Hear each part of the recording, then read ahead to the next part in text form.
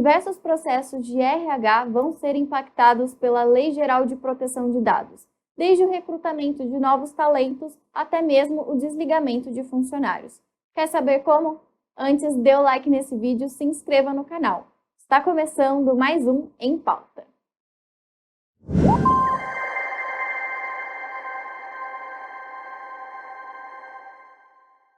Bom, e para falar sobre o assunto, nós convidamos aqui hoje o Luiz Fernando Silva Júnior, que é advogado do escritório RGA Advogados e também membro da NPPD, Associação Nacional dos Profissionais de Privacidade de Dados. Bem-vindo, Luiz. Olá, e obrigado pela oportunidade de vir aqui esclarecer as dúvidas. Bom, para a gente começar esse bate-papo sobre o recrutamento e seleção, os profissionais acabam recebendo diversos currículos por conta de serem de RH, né? Quais cuidados ter com esses documentos agora com a LGPD? Pois é. Uma fonte de coleta de dados pessoais da maioria das empresas e das organizações é justamente o recebimento de currículo. Em linhas gerais, a LGPD ela exige que toda atividade que envolva dados pessoais, ela tenha alguns cuidados, seja na coleta, na utilização, na transmissão e etc. Dentre esses cuidados, a gente fala primeiro na segurança da informação. Então, falando no mundo digital, esses dados têm que trafegar por um ambiente seguro. O acesso a esses dados tem que ser por pessoas autorizadas e o fluxo desses dados tem que ser validado por um profissional de segurança ou da tecnologia da informação. E um segundo ponto que se destaca é que esses fluxos ele tem que ter uma justificativa legal. Então, baseado no artigo 7 da LGPD, que são as 10 bases legais. Então, assim, com a LGPD, o RH tem que entender que o recebimento de currículo é uma das modalidades de coleta que estão sujeitas à legalização pela LGPD, ou a regularização, para ser bem mais específico. Com isso, os candidatos vão precisar mudar os modelos de currículos que são usados atualmente? A gente percebe que alguns dados pessoais, costumeiramente, eles estão presentes nos currículos enviados pelos candidatos. Então, alguns exemplos de dados pessoais que estão, inclusive, elencados no artigo 5º, inciso 1º da Lei de Proteção de Dados, nome, CPF, data de nascimento, endereço, entre outros. Por que entre outros? Essa lista ela não é exaustiva, uma vez que a formatação é livre na maioria dos processos seletivos com esses candidatos. Então, o que se espera? Que as empresas mapeiem esses dados pessoais que costumeiramente seus candidatos colocam e encontre uma forma de tratá-los de maneira segura e por pessoas responsáveis e qualificadas.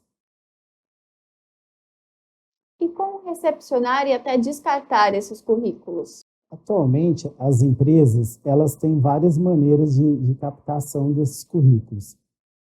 A lei, ela determina que tenha uma base legal, que seja uma justificativa legal.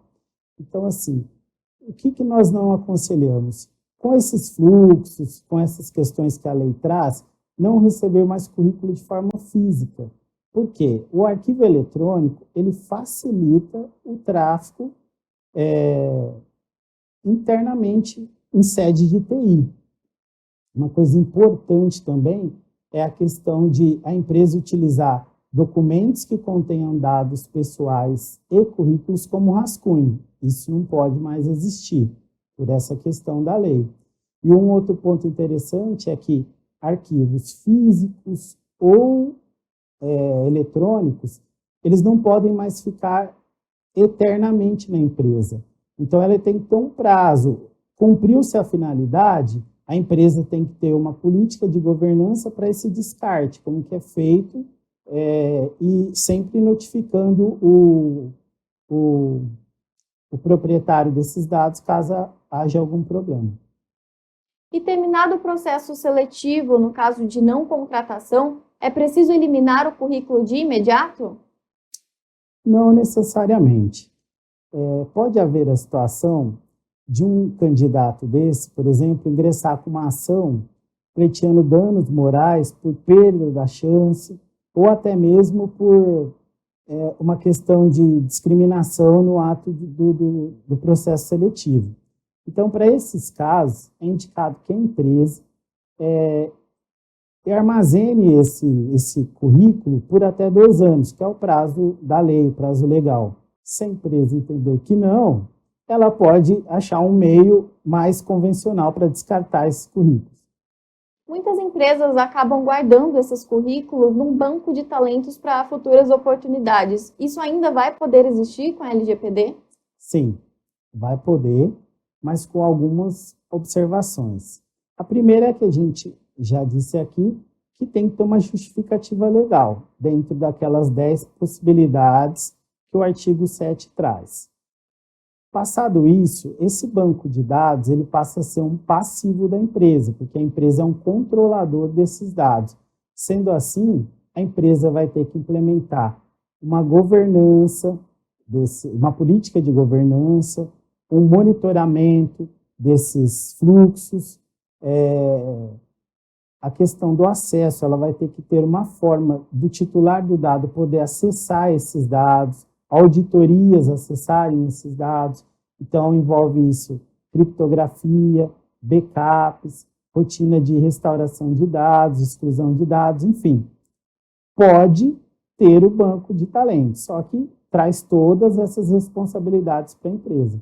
Isso também se aplica àquelas empresas que recebem os currículos por sites de emprego, por exemplo, como o LinkedIn, Cato e aquele vagas.com? Sim.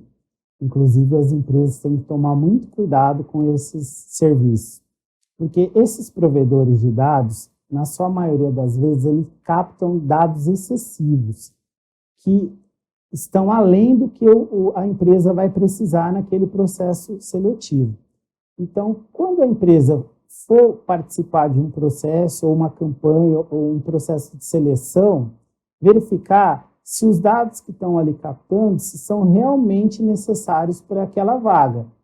Não pegar dados, por exemplo, opção sexual, filiação partidária, religião, porque isso nada, via de regra, vai influenciar naquele cargo que está sendo pleiteado ali.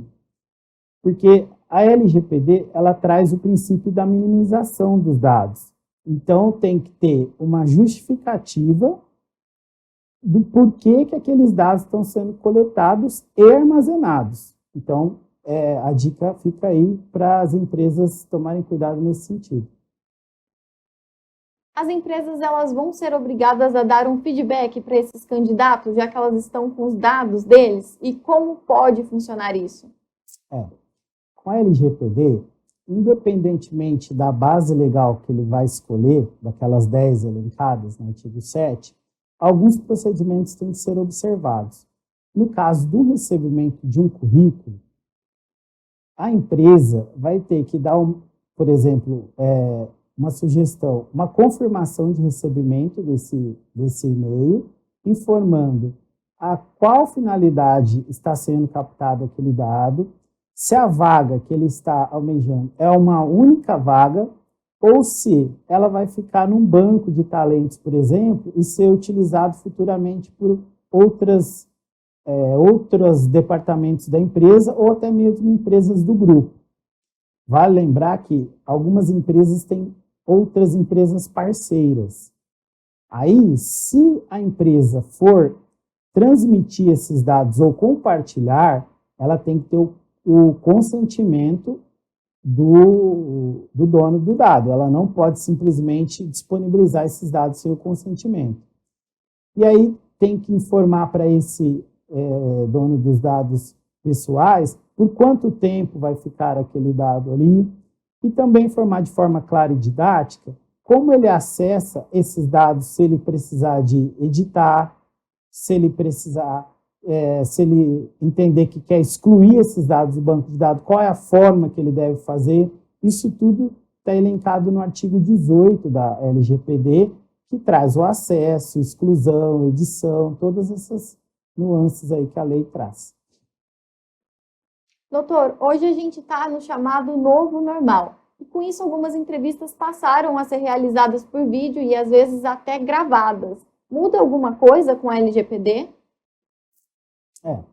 Basicamente, esse processo de entrevistas, ele é uma forma de captar dados, onde o recrutador é o controlador desses dados. Então, a empresa tem que tomar cuidado. Quais são esses dados que estão captados para não cair naquela questão do excesso ou de dados que são sensíveis?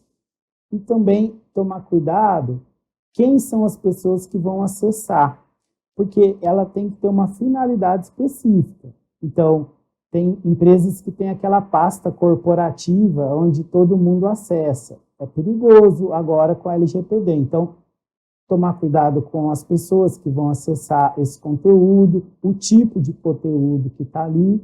Então, pode continuar tendo, mas com algumas premissas que a lei preconiza.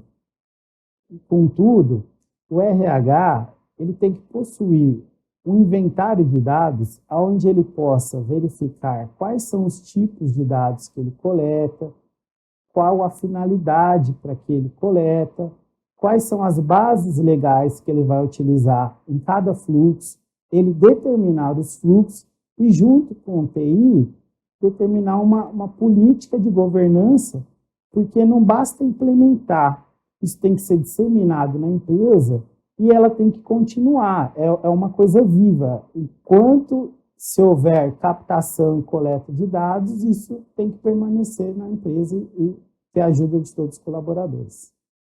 Bom, então é isso. Gostaríamos de agradecer a participação aqui hoje do Luiz Fernando Silva Júnior, que é advogado do escritório RGA Advogados e membro da ANPPD, Associação Nacional dos Profissionais de Privacidade de Dados.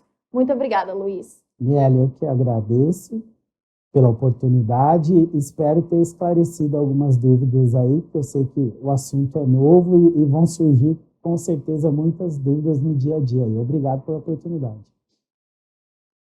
E esse foi o LGPD em Pauta. Ficou com alguma dúvida sobre o LGPD para o RH? Deixe aqui nos comentários. No próximo episódio, nós vamos falar sobre a LGPD para MEIs. Para você não perder, deixe o like nesse vídeo, se inscreva no canal e fique por dentro de todos os conteúdos exclusivos que produzimos para você. Muito obrigada pela sua participação e até o próximo episódio.